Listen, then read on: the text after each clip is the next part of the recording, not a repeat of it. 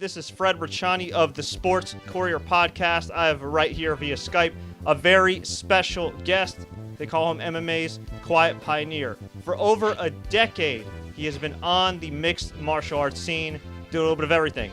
Commentary, analysis, reporting.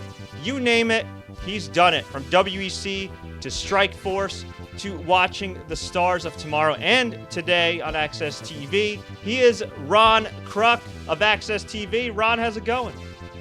I'm doing great, Fred. I appreciate that introduction, and anytime you throw the word pioneer out there, it means you're old. But I appreciate it, man. I have been around for quite a while in this crazy MMA world we live in. Yeah, I mean, you certainly have, and you're doing some great things on AXS TV right now. AXS TV/HDNet, which is its former name, been one of my favorite channels for such a long time. And I got to give you guys props. When I was starting in MMA, when I was working in production and starting my website and everything, you know, I was still learning the game and everything. I didn't even know I was going to get into MMA. And AXS TV/HDNet was one of the big parts of my life that really kind of helped me brush up more on the sport from inside MMA and all the different broadcasts and everything. Before we jump into your career and everything that you've been doing and how you got up to this point, can you tell us what's going on with AXS TV these days? You bet. We are all Legacy Fighting Alliance all the time as we go into 2019. This will be the first year, Fred, that the LFA is the exclusive home on AXS TV. They will be the only promotion that we are working with going into 2019. And we're excited about it. They have accomplished so much in just the year and a half of their existence. We're looking forward to the exclusive partnership. We are looking at broadcasting at least 30 live MMA events throughout the year. And that doesn't include some of the comp shows and best of shows we do, you know, the best of the year and best knockouts of the year. So we are excited to work with this group. The LFA has just become and embraced themselves as the feeder league into the UFC. Last year, they put 33 total fighters into the Ultimate Fighting Championship.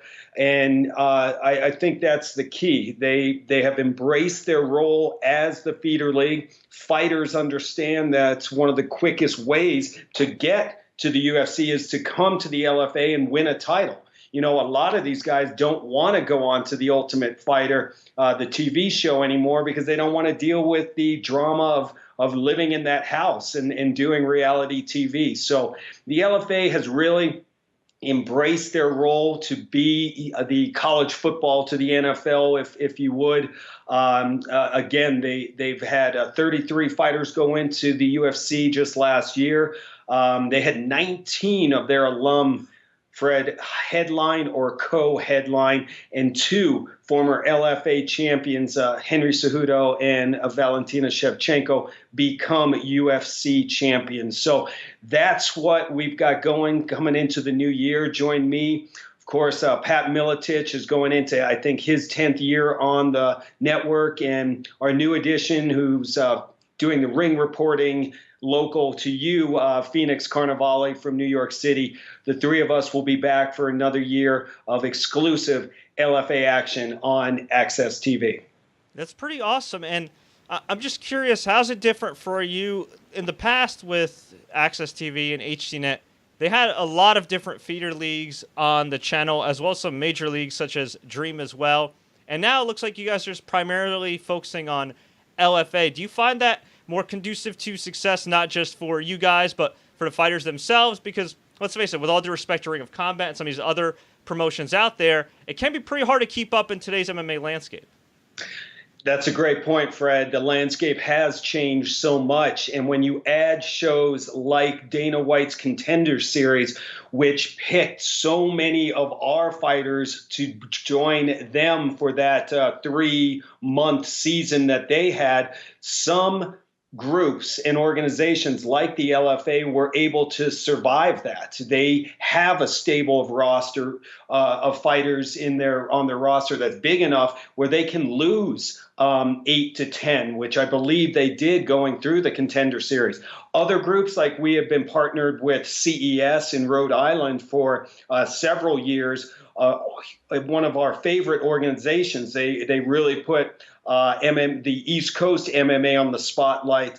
But when they lost some of their champions like Matt Bissett and Greg Rebello, it was hard for them to bounce back and do shows when they were being handpicked by the UFC. So the landscape has changed. I like what the LFA is doing because of the fact that they have a good relationship with the UFC. You've been around this sport a long time. If you're the guys saying, hey, we're coming in, IFL, Affliction, and we're going to take on the UFC, bring it, things haven't worked out so well for those organizations. So I think there is a place for regional MMA, and I think that the LFA has taken that step up to be that feeder league into the Ultimate Fighting Championship. Fighters know it, as I said. If they want to get to the big show, they get on AXS TV, which we're in potentially over 50 million households now. They can get their name out there, but they can also just go and do the work. You win a title, and then you move on to the big show.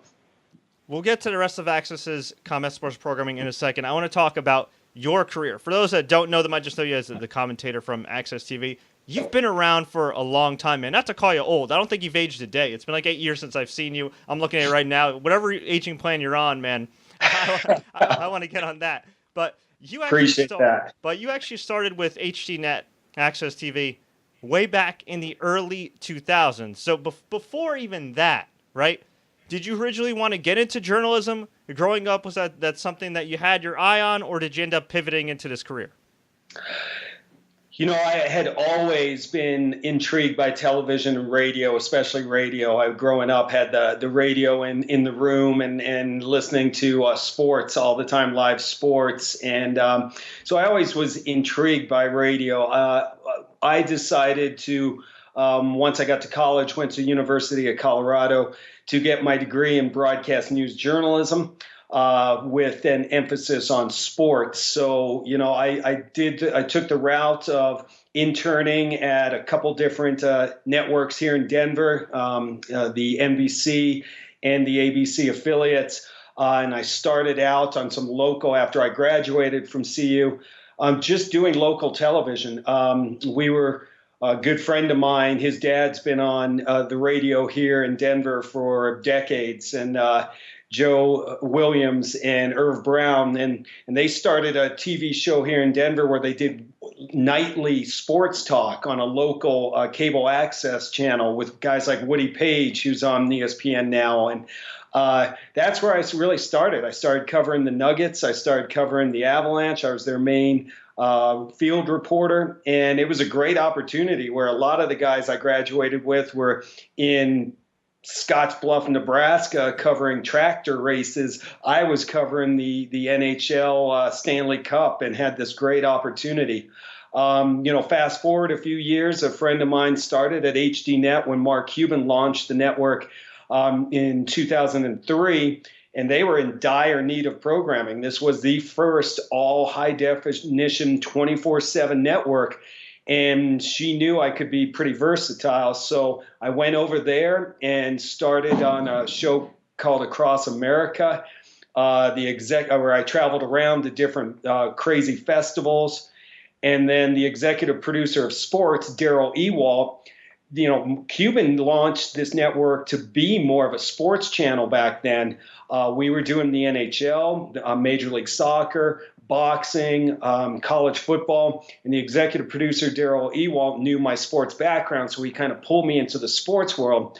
And that's when, in 2004, Reed Harris, who's with the UFC, of course, he basically just reached out to Cuban and said, listen, you're doing boxing on the network. It's a dinosaur. You need to get with MMA. And so Cuban was all in. He got to Daryl, and Daryl came to me and said, hey, do you know anything about cage fighting? I said, you mean the UFC? He said, no, this is cage fighting. I'm like, Daryl, that's what the UFC is, basically. It's called mixed martial arts. So that's where we started on this network. We really, a lot of people hadn't really known much about the sport. I had been a big fan. Almost went down to UFC 1 from Boulder, but a snowstorm prevented us from doing that. So I was excited. So we did a partnership with the WEC, and we taped our first show, WEC 9, in 2004. And that was really, Fred, what kind of launched it. Daryl didn't want to do it live yet. He's like, I don't know about this. And so we did that show. We cut it into 2 different episodes. There was incredible stacked card from Mike Swick was on that card, Chris Lieben. So many of your future UFC stars started there. And then about March or April of 2004, we started doing WEC shows live. And that was really the beginning of it when we partnered with them on the network. And then we started to do, 7 or 8 live events a year. And really, it was a great partnership with the WEC before Zuffa came in and purchased them. So is WEC what kind of gave Mark Cuban the MMA combat sports bug? Because I feel like after that, it only just grew from there. That's a great question. It really was after our contract expired with them in 2007. We had a call, and with Mark Cuban and several others, we had to make a decision. Zuffa wanted to buy the WEC. We were trying to figure out, okay, do we make an offer for them? Do we go out and broadcast other organizations, or do we start our own? And that's what Mark decided to do with HDNet Fights. He decided to do his own promotion and really take on the UFC. And we did 2 events, Fred, both going down in Dallas at the end of 2007. And that's really when I think the landscape of MMA was shifting. We had the WEC on for a while, so we had become established in the MMA world and by fans. And then when Mark started his own promotion, it just gave the other fighters the opportunity to go to other places. And I think another milestone part of that year was we broadcast the first ever Fedor Emelianenko fight live to the U.S. That was Yarnoka on New Year's Eve. So here we come. We're doing our own promotions, and then we're bringing in the Japanese style with Pride going away. There was a void left in Japan. So we started doing the live MMA in Japan and really filled that void. So I think that's what really changed the landscape. Mark did 2 shows, and they were pretty successful, but he also realized that there's a lot to become the UFC. And at that point, he decided, let's keep doing the Japanese shows, Dream, Sengoku, and then let's get some partners here in the US, and we'll let them do the promotions. We'll do the broadcasts. And that's kind of how we shifted then. One show I really missed that you guys used to do was Inside MMA. And for those that don't know, it was a news magazine show covering all the latest topics, about an hour long. And MMA, it featured yourself, the MMA legend Boss Rutten, and in my opinion, the media legend Kenny Rice, a mutual friend of ours, a guy who I think is just a pro's pro, somebody that doesn't shy away from the tough questions, the tough topics, that keeps everything in line. And very true. And you guys had about nearly a decade run or so, and it was a combination of you guys, plus I know Mauro Ranallo was involved in some of the later shows, and I thought you guys did a tremendous job, not just covering the current events of UFC and Strikeforce and Bellator, which everybody does these days, but you did put a spotlight on a lot of these stars of tomorrow. Whenever you had a guest list, yeah, you'd have like a UFC guy, you'd have an MMA legend here and there, but you would always squeeze in 1 or 2 rising stars on the panel as well, which I thought really kind of raised their stock and allowed fans to kind of get to know them more. Looking back now, we're a couple years removed, I think, since the last Inside MMA episode. What do you think is the legacy of that show? Well, number one, thank you for bringing it up. It was a great run. We did a decade on national TV, and there aren't too many shows that can say they accomplished that. SportsCenter can say they did that. That's about it. We had a great run, and it was some of the keys to our success were what you brought up. I worked with some of the most talented people in the business, producers from behind the scenes to Kenny Rice, who I 100% agree with you is one of the best broadcasters, so versatile, can do any sport. And he was really a mentor to me, and we've become pretty much best friends. I try to see him and his dad on a yearly basis. And then, of course, Boss Rutten. Boss taught me more about the sport than I could ever ask. And he was so humble, and there were no dumb questions. And he just helped me get to where I needed to be to become a true reporter in the field. And then working with Morrow and Michael Chavello and Pat Miletich, just great pioneers of this MMA world. You know, I think when you talk legacy, I think that we exposed people to the sport who were not MMA fans. Of course, the diehards were tuning in to see what we had to do. You know, we were the first when we were on Monday nights before the Fox deal. I'd go out to the UFCs, cover them, and we were the first to show part of their highlights, but to have post-fight reaction. And 2 days after the event back then in 2007, that was groundbreaking. So we did a lot of that where, as you said, Fred, it wasn't just about the UFC, though. We covered Strikeforce. We covered Bellator. We covered the smaller regional promotions that we were doing on our network. It was a sports center for mixed martial arts, and you don't have that now. Now you can check out, UFC Tonight, but you're not hearing anything about Bellator or any of the other organizations, which I understand. But it's no longer the journalism side of that show. There is none. And that's what I think that our legacy will bring, from, some of the breaking big stories to, I miss, as their main reporter before I took over for Kenny as host, I really miss just telling the stories of these fighters. I get more feedback about that than I think anything else. Things like going back to South Philly with Eddie Alvarez and just how proud he was to walk around the streets and show me where he came from, to I think one of the first features I ever did was on Shane Carwin, who was a mechanical engineer. He worked at the water department here in Colorado, and he never gave up his day job. Even when he was fighting Brock Lesnar for the championship, he never gave up that day job.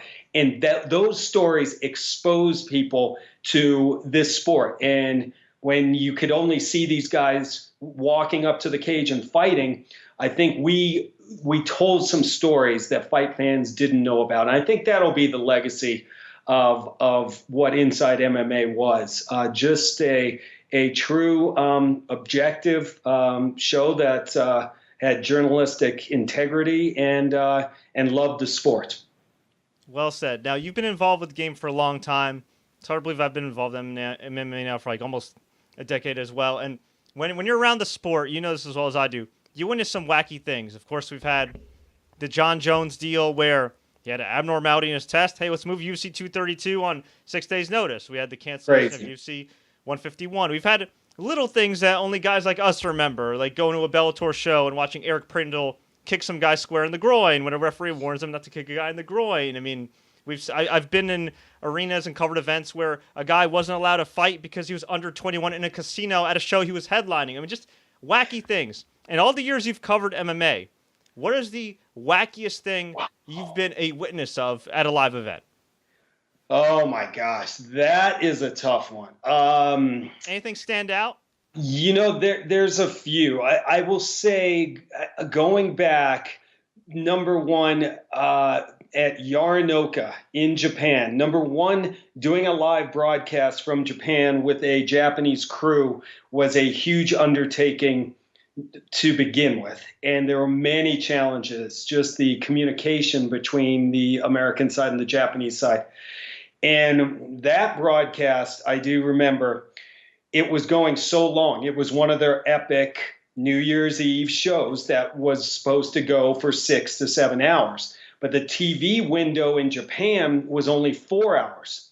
So there was no way they were getting Fedor's fight in if they put him at the end of the night. So the decision was made to move him up 5 fights. And the communication getting to everyone was a huge challenge. And I remember my producer, Daryl Ewald, yelling to me, Ron, you need to fill. Get up there, get on your perch, get some interviews, start to fill. And I run up there, and the Japanese cameraman will not pick up the camera. He's shaking his head at me. And my producer's yelling at me. He's like, why aren't you on camera? I pick up the camera and actually had to show him, I'm here, Daryl, I'm here. They won't pick up the camera. Well, he wouldn't pick up the camera because the Japanese crew worked on a script that was so tight. Coming in, here's your commercial, here's this, the interview next, do the fight. That once we changed things, they freaked out. They're like, no, it's not in the script. So I literally had to pick the camera up at one point, and we're about ready to go when he finally grabbed the camera, and I started filling because we had to get ready for the Fedor fight. So I would say that was one of the strangest things I've ever seen. And then maybe on the second story that comes to mind more recently was during an LFA show this year. It was on a post limb. So the fight is over. A post limb, they just some of the locals fight. And Pat Miletich and I are getting ready to do our web recap. And there's a fight going on, and we hear everyone just explode. And we turn around, and a guy came up and pretty much knocked himself out as they hit.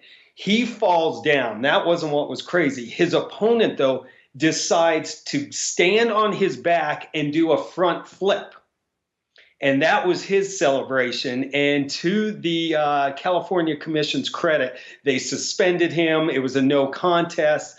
It was one of the craziest things I ever saw was for someone to do a front flip off a knocked out opponent. Just insane. Hey, there's no MMA like MMA. For those that don't follow the sport or you haven't been involved in the sport, I'm telling you, at some point you're going to notice something wacky, and it just, you just roll with it. It's MMA, right? Exactly right. And you mentioned it before, Fred. You've worked in different aspects of broadcasting, and if you would have asked me, over a decade ago, if I'd be covering mixed martial arts and making a good living doing it, I probably would have thought you were crazy. So let's touch on that a little bit. You've been with AXS TV now, HDNet, since 2003.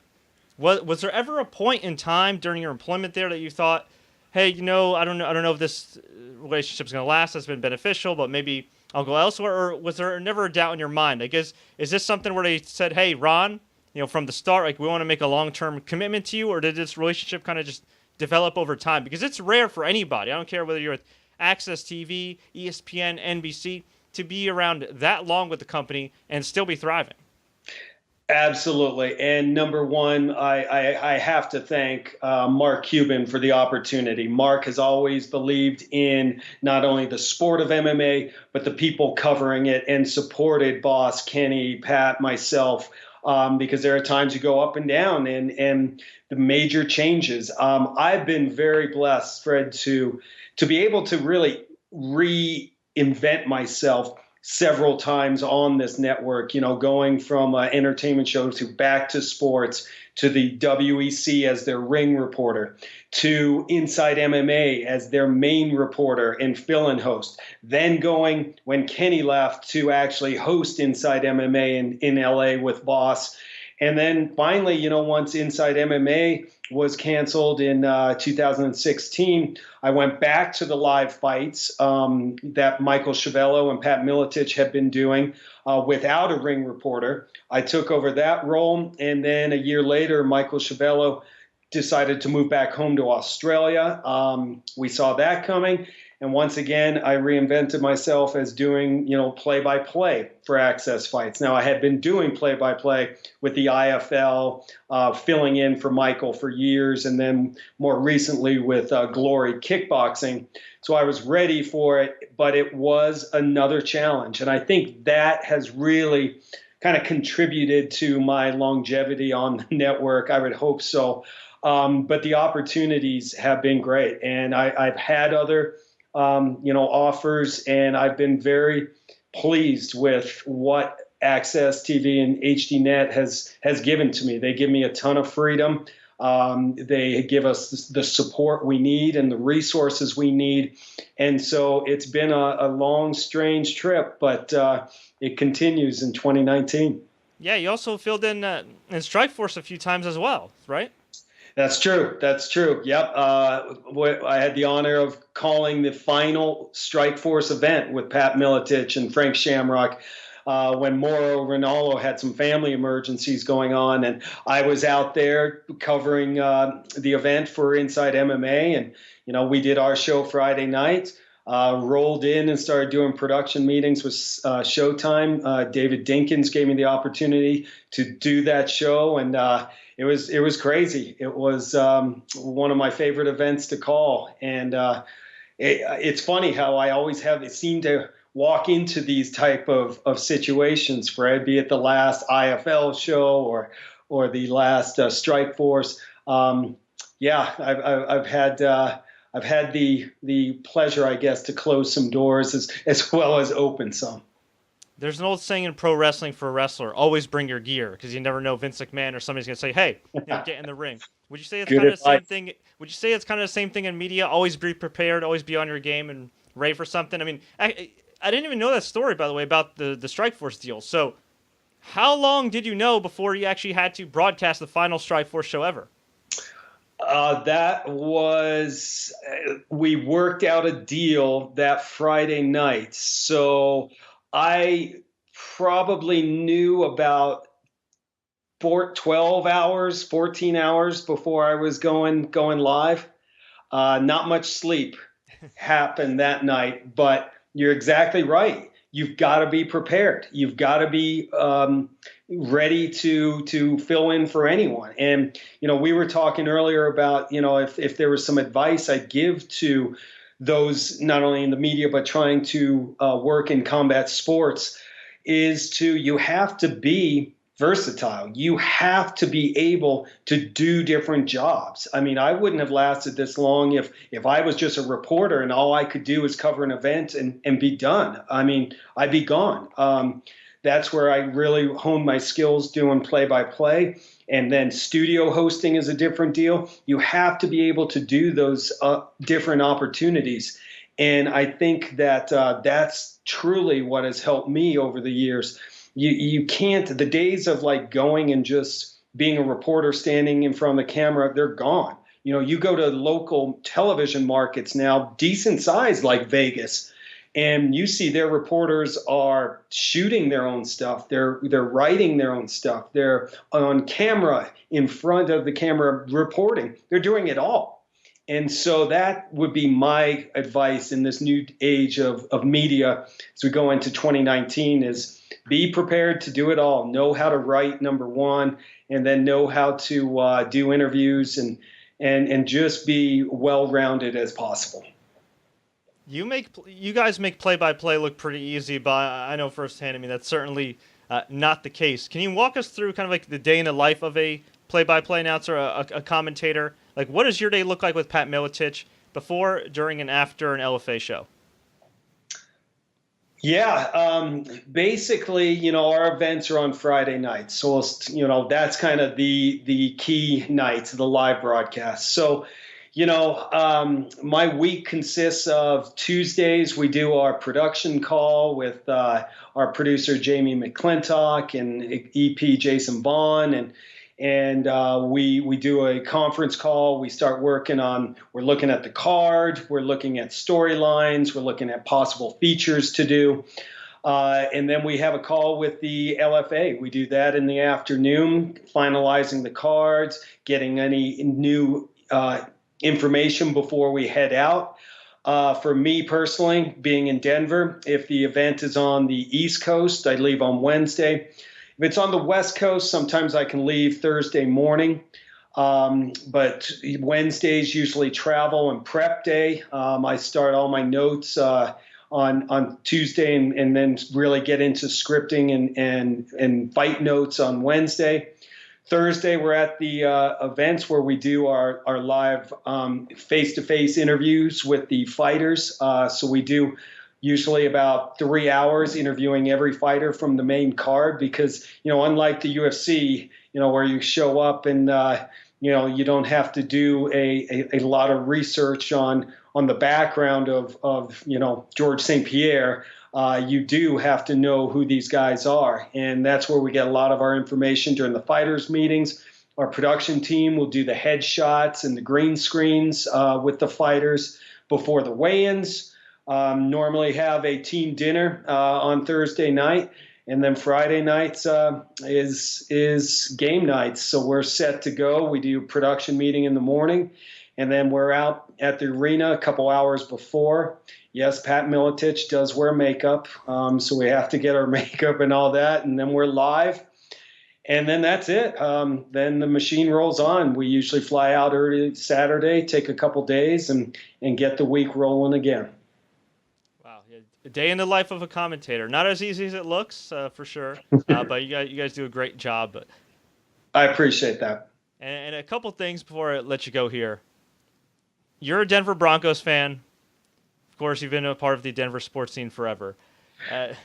John Elway, with all due respect to him, Super Bowl winning quarterback, Super Bowl winning executive, but he's had several misses the last few years with quarterbacks. I think Case Keenum can be a solid quarterback with the right game plan, as we saw with the Minnesota Vikings, but the Broncos didn't get what they bargained for this year, finishing with a losing record. Not as bad as the Oakland Raiders, but still not great, missing the playoffs again since that Super Bowl victory with Peyton Manning. Going into 2019, what do you think your Broncos need to do to get back on the winning track? Oh, fantastic question. Now, before I go into this answer, Fred, I got to show you something. Don't panic. I'm still here. There he is. Wow. The first Super Bowl victory for the Denver Broncos. I have been a diehard Bronco fan since I was a kid. I'm originally from New York. My parents moved me here when I was only 6 years old, and so I've grown up a Bronco fan, a huge John Elway fan, of course. I wish that we would have had this conversation a couple years ago when we were actually winning the Super Bowl, but you have to take the good times with the bad, and that's what makes you a sports fan. You got to go through those losses. I was in high school when the Broncos got blown out every Super Bowl. It got to the point where you were like, do I even want them to go? The NFC was the king. As an East Coast guy, the Giants were dominating, the 49ers. It was tough. So, you know what? And then when we have Peyton Manning's not going to get blown out in the Super Bowl. What happens? Seattle blows them out in New York. I was out there for Inside MMA, and the only good thing about that was I had the chance to go. The tickets were like $1,200, $1,500. And I decided not to because I wanted to watch it with my oldest son, Kyler. And so I came home, and thank goodness I did not buy those tickets.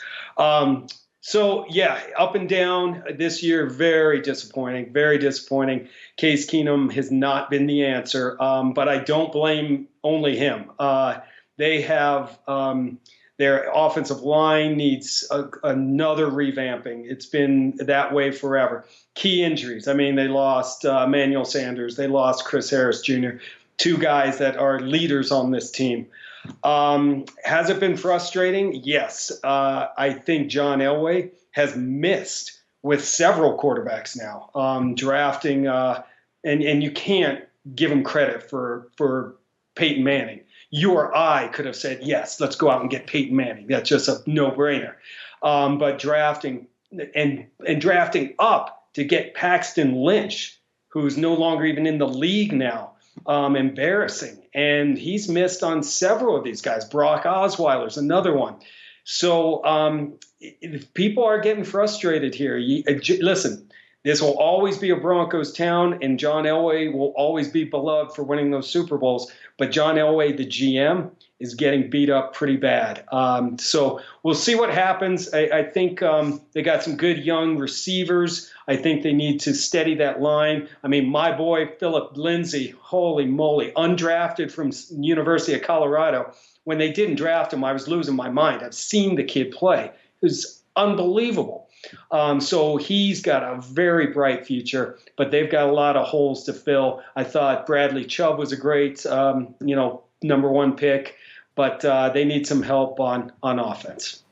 Ron, it was an absolute pleasure talking to you again, interviewing you for the first time in, man, like 7-8 years. Long overdue, man. Overdue, Fred. Absolutely. I'm really happy for your success and everything you got going on with AXS and beyond. Definitely keep in touch. Where can fans find you guys online?